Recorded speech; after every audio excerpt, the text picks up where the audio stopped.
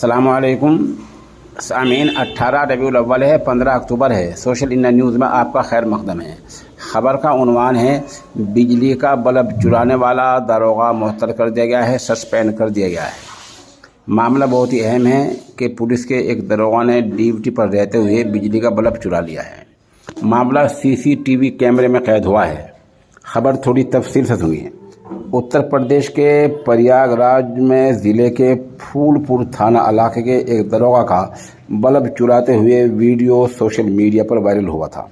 Police अफसरान ने मामले को संजीदगी से लेते हुए फौरी कार्रवाई कर दरोगा को मुअत्तल कर दिया है। दरअसल थाना फूलपुर इलाके में तैनात दरोगा राजेश वर्मा की ड्यूटी रात की थी।